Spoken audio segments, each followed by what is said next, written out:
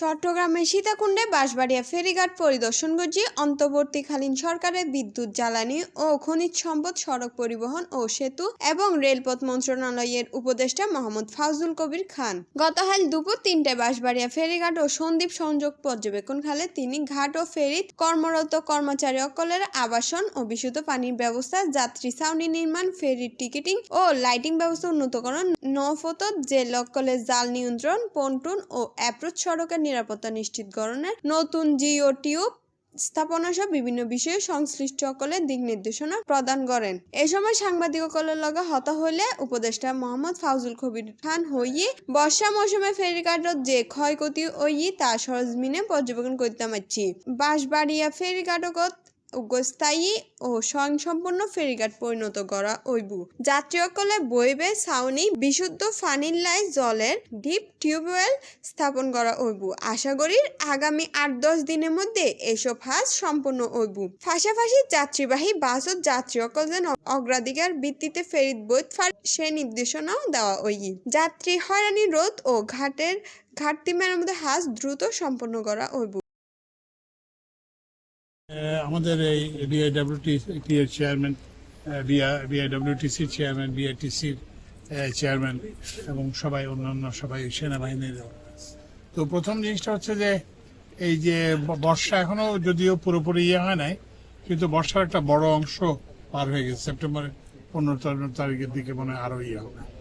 তো ওইটা দেখতে আসছি যে এটা কি প্রভাব হয়েছে এবং এটার জন্য ভবিষ্যতের জন্য কি করা যায় যাতে গতবারের মতো যাতে পরিস্থিতি না হয়। তো এইটা একটা জিনিস আলোচনা করছি আমাদের সাথে। আরেকটা জিনিস যেটা আলোচনা করছি যে এখানে ঘাটে কোনো নাই, কি বলে মানুষের বসবে কিংবা ওয়াশরুম ইউজ করবে, এইসব ফেসিলিটিগুলো নাই। তো এগুলো যাতে হয়, তারপরে পানির ব্যবস্থা নেই। তো আমাকে বললো যে 7 থেকে 10 দিনের মধ্যে ডিপ টিউবওয়েল বসে যাবে, মানে যাত্রীরা যাতে অপেক্ষা করতে পারে, ড্রাইভাররা যাতে অপেক্ষা করতে পারেন, কারণ এখানে তো ফেরিতে একটা নির্দিষ্ট সময় চলবে। তো ওই সময়টা যদি কেউ আগে চলে আসেন সেটাই। আরেকটা জিনিস হচ্ছে যেটা বলা হয়েছে যে এই যে পাবলিক ট্রান্সপোর্ট, যেটা মানে বাসকে অগ্রাধিকার দিতে হবে, সবার আগে বাস উঠবে। কারণ ওখানে বাস যদি উঠতে না দেওয়া হয় তাহলে এখানে মানুষ বসে কোথায় করবে। তো ওই জন্যই আমরা বলছি যে বাসকে অগ্রাধিকার, পাবলিক ট্রান্সপোর্ট মানে যে গাড়িতে অনেক বেশি গাড়ি। এখন হচ্ছে কি অনেক সময় করে কি ওই যে মালের গাড়িকে আগে দিয়ে দেয়। তো এটার ফলে তো মানুষের কষ্ট হয়। আমাদের তো এই জিনিসটা করা হয়েছে যাতে মানুষের যাতায়াতের সুবিধা হয়, মানুষের যাতে কষ্ট কমে, আমরা সেগুলো করতেছি আর কি। তো এখন আশা করতেছি যে এটা আছে, ওনারা এখানে আরেকটা ঘাট করবেন। এখন এখানে একটা আছে লো ওয়াটার, মানে পানি যখন নিচে থাকে ওই ঘাট। তারপরে মিড ওয়াটার একটা ঘাট আছে যেটা এখন চালু আছে। তো ওই লো ওয়াটার ঘাটেরও ওখানে কিছু রিপেয়ার ওয়ার্কস আছে, এগুলো ওনারা করবেন। তারপরে এখানে মিড ওয়াটার ঘাট যেটা সেটাতে অলরেডি চালু আছে। আর এখানে ওনারা একটা হাই ওয়াটার ঘাট করবেন। তারপরে হচ্ছে যে পানি উন্নয়ন বোর্ডের প্রকল্প আছে, ওই যে কুমিরা থেকে ওই যে বেড়িবাঁধ এইটা করা। ওখানে ওই 4 কিলোমিটার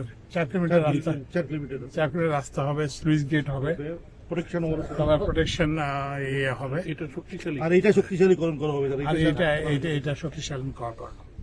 তো মোট কথা এইটা একটা কোনো যে একটা অস্থায়ী ব্যবস্থা যাতে না হয় আর কি, এইটা যাতে কি বলে যে একটা স্থায়ী ব্যবস্থা যাতে হয়।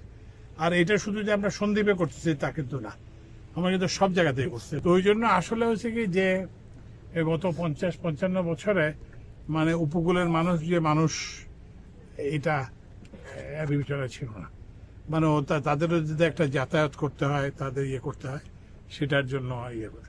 তো আমি ইনশাল্লাহ আশা করতেছি এই যে ওনারা এর মধ্যে কাজগুলো করে রাখবেন। আমি আবার আশা করতেছি যে আল্লাহ যদি করেন সুস্থ থাকলে, তো আমি ইনশাল্লাহ আগামী অক্টোবর-নভেম্বর মাসে আবার এসে দেখবো, যাতে এই এলাকার লোকের শুধু যে সন্দ্বীপ জন্য না, যাতে এই এলাকার লোকেও একইভাবে আমরা ওই পারেও যে কিছু করা যায় কিনা সেটা আমরা দেখবো। ঠিক আছে। বিআইডব্লিউটি এর উপপরিচালক মোহাম্মদ কামরুজ্জামানও এই সময় উপস্থিত সাংবাদিকসকলের লগে হতা হইয়ে পরিদর্শনকালে জেলা পানি উন্নয়ন বোর্ড, ওয়াসা, সড়ক ও জনপথ বিদ্যুৎ বিভাগ, বিআরটিসির প্রধান প্রকৌশলী সব জেলা পুলিশ সুপার, ইউএনও, সেনাবাহিনী ও নৌবাহিনীর টিম উপস্থিত আছিল। এখানে শুধুমাত্র যারা সন্দ্বীপে যাবে তাদের জন্য, হ্যাঁ, পর্যটকের জন্য আমাদের আলাদা হবে, সেটা আমাদের এখন অনুমতি নেই, শুধুমাত্র যাত্রীদের জন্য এখানে থাকে। না, এখন নেওয়া হচ্ছে না, আমাদের ওখান থেকে নেওয়া হচ্ছে না। ওরা প্রথমে আমাদের অনুমতি পাওয়ার চেষ্টা করছে, মানে ট্রাই করছিল, আমরা বলছি না, এটা আমাদের নিয়ম নয়। পরে সাধারণত ওরা বন্ধ করে দিয়েছে, আমাদের লোকেরা সরাসরি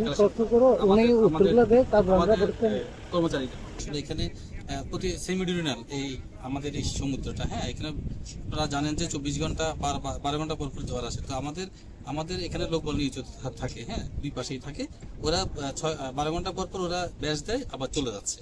হ্যাঁ, তো সেক্ষেত্রে আপনার এই সময়টাতে আপনারা জানেন যে এই সময়টাতে আমাদের একটু সমস্যা হচ্ছে, বাট আমাদের নতুন করে আরেকটা ঘাট হচ্ছে, 3টা ঘাট হচ্ছে। তখন হয়তো এই সমস্যাটা থাকবে না, কারণ ওটা হাই ওয়াটার ঘাট। হ্যাঁ, তখন ওই যে বর্ষাকালে এই সময়টাতে হাই ওয়াটার ঘাট দিয়ে উঠবে, তখন এই সমস্যাটা থাকবে না। এটা আসলে টেকনিক্যাল সমস্যা, যতটুকু মিনিমাইজ করা যাচ্ছে আর কি। আমাদের এমন কোনো প্ল্যান নেই যে আমরা এখানে যখন আমরা পর্যটন ফ্যাসিলিটি সুযোগ সুবিধা দেওয়ার পরবর্তীতে হবে, এটা আমাদের এখন কোনো প্ল্যান নেই।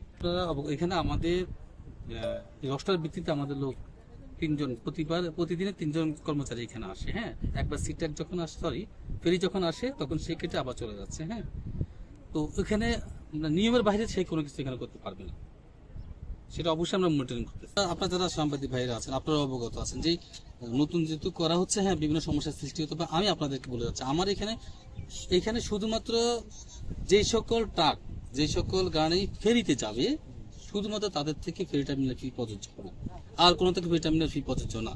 এবং যে সকল যাত্রী এখান থেকে, তার কিছু যাত্রী এখান থেকে যায়, হ্যাঁ, তাদের জন্য আমাদের যাত্রী প্রবেশ ফি 10 টাকা প্রযোজ্য হবে। এর বাইরে আমাদের এখানে সেটা আলাদা, নৌকার যদি বার্দিং চার্জ, তাহলে আমাদের এখানে কোনো চার্জ নেই। সীতাকুণ্ড প্রতিনিধি রাফি চৌধুরীর ফারেনের রিপোর্ট, সিএনটিভি নিউজ, চট্টগ্রাম।